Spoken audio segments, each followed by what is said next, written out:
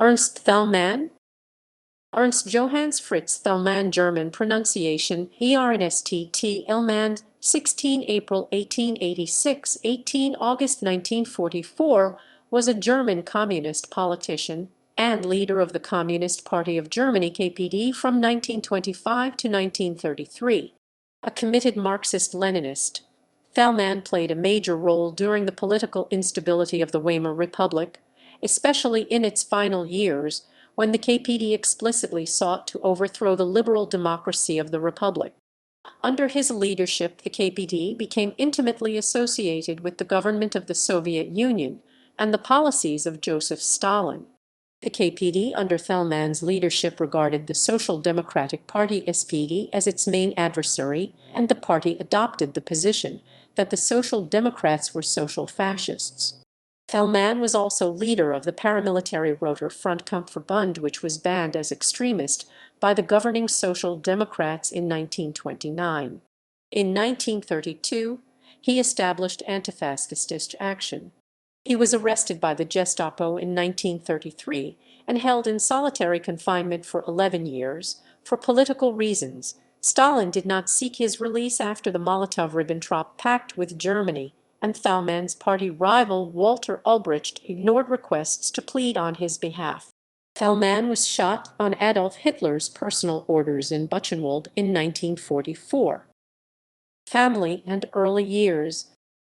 Ernst Thälmann's parents, Johannes Thälmann, called Jan 11 April 1857, Wedern Holstein 31 October 1933, a farm worker, and Mary Magdalene Nico Pace, 8 November 1857, Kirchweiler 9 March 1927, married in 1884 in Hamburg.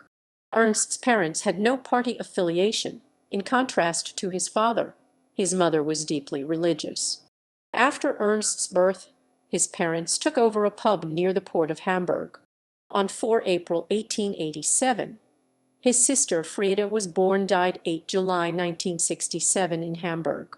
In March 1892, Thälmann's parents were convicted and sentenced to 2 years in prison because they had fenced stolen goods or had taken them for debt payment. Ernst and Frieda were placed in separate foster families. Thälmann's parents were released early, his mother in May and his father in October 1893. His parents' offense was used 36 years later in the campaign against Ernst Thälmann. From 1893 to 1900, Thälmann attended elementary school.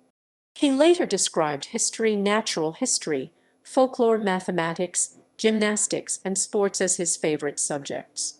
However, he did not like religion. In the mid-1890s, his parents opened a vegetable, coal and wagon shop in Eilbeck, a suburb of Hamburg. The young Ernst worked in the business after school and did his schoolwork in the morning before classes started. Despite this burden, Thälmann was a good student who enjoyed learning. He wanted to become a teacher or to learn a trade, but his parents refused to lend him financial support. He had to continue working in his parents' business, causing much sorrow and conflict with his parents. Therefore, he sought a job as an unskilled worker in the port. Here, the 10-year-old Thälmann came in contact with the port workers on strike from November 1896. Leaving home, World War I desertion. At the beginning of 1902, he left home. He first lived in an emergency shelter, later in a basement apartment, and in 1904 he was fireman on the steam-powered freight ship Americo, which also traveled to the USA. He was a Social Democratic Party member during 1903. On 1 February 1904, he joined the Central Union of Trade, Transport and Traffic Workers of Germany and ascended to the chairman of the department Carters. In 1913, he supported a call of Rosa Luxemburg for a mass strike as a means of action of the SPD to enforce political demands. From 1913 to 1914, he worked for a laundry as a coachman. In January 1915, one day before he was called up for military service in World War I, he married Rosa Koch. He was posted to the artillery on the Western Front. where he stayed till the end of the war, taking part in the Battle of Champagne 1915–1916, the Battle of the Somme 1916, the Battle of Arras 1917, the Second Battle of the Aisne 1917, the Battle of Cambrai 1917, and the Battle of Soissons 19.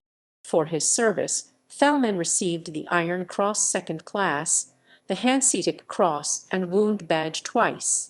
Towards the end of 1917, he became a member of the Independent Social Democratic Party of Germany (USPD). In late October 1918, while on home leave from the front, Thälmann deserted together with 4 fellow soldiers. On 9 November 1918, he wrote in his diary on the Western Front, Kommunistische Partei Deutschlands KPD, APD, APD. After his desertion, he was active in the German Revolution in Hamburg that began on 29 October 1918. From March 1919, he was chairman of the USPD in Hamburg, a member of the Hamburg Parliament, and worked as a relief worker in the Hamburg City Park before taking up a well-paying job at the Employment Office. There, he rose to the rank of inspector. When the USPD split over the question whether to join the Communist International Comintern, Thälmann sided with the pro-communist faction which merged with the KPD in November 1920, and in the following December Thälmann was elected to the KPD Central Committee. In March 1921 he was fired from his job at the Employment Office due to his political activities. That summer Thälmann was a representative of the KPD to the Third Congress of the Comintern in Moscow and met Vladimir Lenin personally. In June 1922, terrorists from the ultranationalist group Organization Consul threw a hand grenade into his ground-floor flat, but the assassination attempt failed and he survived. Thälmann helped to organize the Hamburg Uprising of October 1923. It failed, however, and Thälmann was forced to go in hiding. After Lenin's death in late January 1924, Thälmann visited Moscow and maintained a guard of honor at his bier. From February 1924 he was deputy chairman of the KPD and from May a Reichstag member. At the Fifth Congress of the Comintern in July 1924 he was elected to the Comintern Executive Committee and a short time later to its steering committee. In February 1925 he became chairman of the KPD paramilitary organization, the Roter Frontkämpferbund (RFB), although this organization was banned as an extremist organization by the governing Social Democrats in 1929 after the events of Bloody May, see below. In October 1925 Thälmann became chairman of the KPD and thus a candidate for the German presidency. Thälmann's candidacy in the second round of the presidential election split the center-left vote, ensuring that the conservative Paul von Hindenburg defeated the center party's Wilhelm Marx. In October 1926 Thälmann supported the dockers' strike in his hometown of Hamburg. He saw this as an act of solidarity with the British miners' strike which had started on 1 May, although that strike had been profitable for the Hamburg docks as an alternative supplier of coal. In 1928, during the Whittorf affair, he was ousted from the party Central Committee for trying to cover up embezzlement by John Whittorf, a party official and protégé and a close friend of Thälmann. However, Stalin intervened and had Thälmann reinstated, signaling the beginning of a purge and completing the Stalinization of the KPD.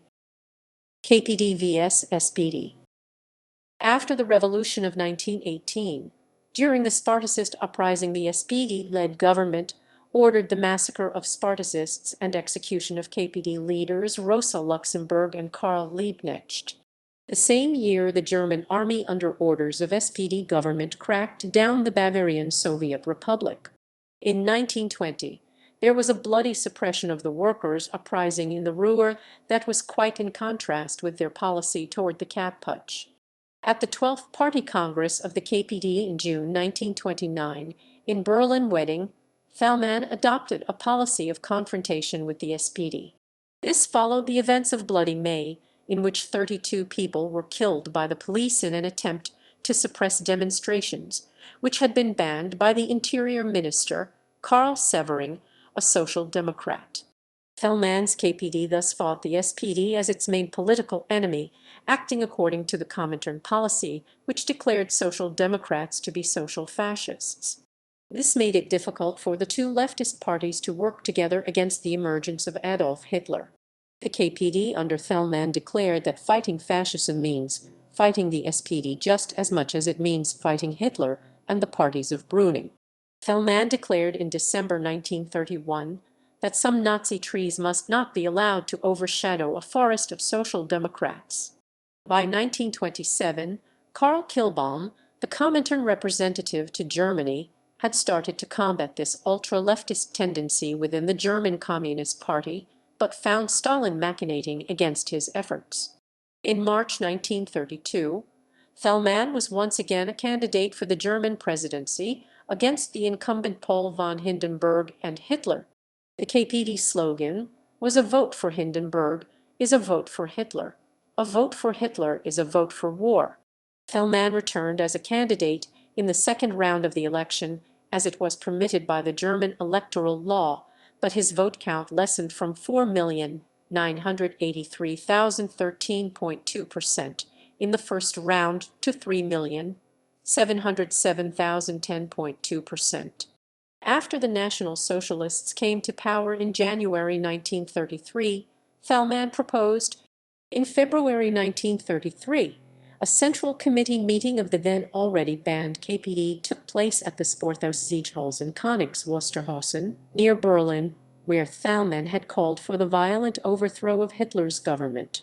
The Comintern's guidelines on social democracy as social fascism remained in force until 1935, when the Comintern officially switched to endorsing a popular front of socialists, liberals, and even conservatives against the National Socialist threat and attempt to win over the leftist elements of the NSDAP, especially the SA, who largely came from a work. After the Reichstag fire on 27 February 1933, the National Socialist regime targeted members of the KPD and other left-wing opponents of it in a new wave of violence and arrests, although having gone underground yet again. Thälmann was arrested and imprisoned together with his personal secretary Werner Hirsch on 3 March 1933. Imprisonment and execution. On the afternoon of 3 March 1933, 8 officers of Police Station 121 arrested Thälmann at his self-appointed safe house, the home of Hans and Martha Klucksinski in Berlin-Charlottenburg. Although the main police informant was a neighbor of the Klucksinskis, Hermann Heliges, at least 4 other people informed the police of the connection between the Klucksinskis and Thälmann in the days before the latter's arrest. Thälmann had used the Klucksinskis' home occasionally for several years, but started fully residing there in January 1933. Although it was not among the 6 illegal residences that the military political apparatus of the KPD had prepared for Thälmann, it was not considered known to the police. During imprisonment, Thälmann managed to smuggle out detailed descriptions of his treatment in writing. "They ordered me to take off my pants, and then 2 men grabbed me by the back of the neck and placed me across a footstool. A uniformed Gestapo officer with a whip of hippopotamus hide in his hand then beat my buttocks with measured strokes. Driven wild with pain, I repeatedly screamed." As it turned out, Thälmann's longtime party rival Walter Ulbricht had ignored several requests for help from Thälmann's family when the thawing in German-Soviet relations could have made a release possible, preferring to let Thälmann remain imprisoned. Fellow German communist Wilhelm Peick had managed to escape to the Soviet Union, and in July 1936 he issued a statement calling for the release of Thälmann. "If we succeeded in raising a tremendous storm of protest throughout the world, it will be possible to break down the prison walls and, as in the case of Dimitrov, deliver Thälmann from the clutches of the fascists." However, these attempts at raising publicity for his plight were in vain. During the 1930s, numerous German communists who had been close to Thälmann had been murdered in Stalin's camps. Thälmann spent over 11 years in solitary confinement. In August 1944, he was transferred from Botzen prison to Buchenwald concentration camp, where he was shot on 18 August on Hitler's personal order. His body was immediately cremated. Shortly after, The National Socialists claimed in an announcement that, together with Rudolf Breitscheid, Thälmann had died in an Allied bombing attack on 23 August. Legacy. During the Spanish Civil War, several units of German Republican volunteers, most notably the Thälmann Battalion of the International Brigades, were named in his honor. During World War II, Yugoslavia's leader Tito organized a company of Danube Swabians and Wehrmacht defectors as the Ernst Thälmann Company to fight the German enemy. In 1935, the former town of Ostheim in Ukraine was renamed Ťelmanovdonsk Oblast. After 1945, Thälmann and other leading communists who had been murdered, such as Rosa Luxemburg and Karl Liebknecht, were widely honored in East Germany, with many schools, streets, factories, and the like named after them. Many of these names were changed after German reunification, but streets and squares named after Thälmann remain in Berlin, Hamburg, Greifswald, and Frankfurt and der Oder. The East German Pioneer Organization was named the Ernst Thälmann Pioneer Organization in his memory. Members pledged that Ernst Thälmann is my role model. I promise to learn to work and fight struggle as Ernst Thälmann teaches. In the 1950s, a two-part East German film, Ernst Thälmann, was produced. In 1972, Cuba named a small island, Cayo Ernesto Thälmann, after him. One of the main traffic arteries of Soviet Riga was named Ernst Thälmann after him on completion in 1981. However, soon after Latvia had regained independence in 1991, it was renamed Karla Ulmana Gat. In Ho Chi Minh City, a high school, THBT Ernst Thälmann, ɛʁnst, was named after him. In Ulaanbaatar, Mongolia, a primary school's namesake was given after Ernst Thälmann, which is still in operation. The British communist composer and activist Cornelius Cardew named his Thälmann variations for piano in Thälmann's memory. The VB Ernst Thälmann Waffenfabrik, an East German weapons factory in Suhl, formerly Simpson, was named after Thälmann until 1990. Writings selection. Ernst Thälmann, Der Kampf die Durchschaftseinheit an die Deutsche Arbeiterklasse. Referat on Schlusswort auf dem 10. Parteitag der KPD in German, Berlin Vereinigung Internationaler Verlagsanstalten. Ernst Thälmann, Wedding gegen Magdeburg Revolutionäre Befreiungskampf oder kapitalistische Sklaverei in German, Berlin Internationaler Arbeiterverlag. Ernst Thälmann, Katastrophe oder Sozialismus. Ernst Thälmanns Kampf gegen die Nachverordnungen in German, Berlin Internationaler Arbeiterverlag. Ernst Thälmann an die Jugendpolitik der KPD in German, Berlin Verlag Buchenwald. Ernst Thälmann 1996. T6 and Stalin. Brief aus dem Zuchthaus 1939 bis 1941 in German, Berlin Karl Dietz Verlag, ISBN 3-320-1927-9.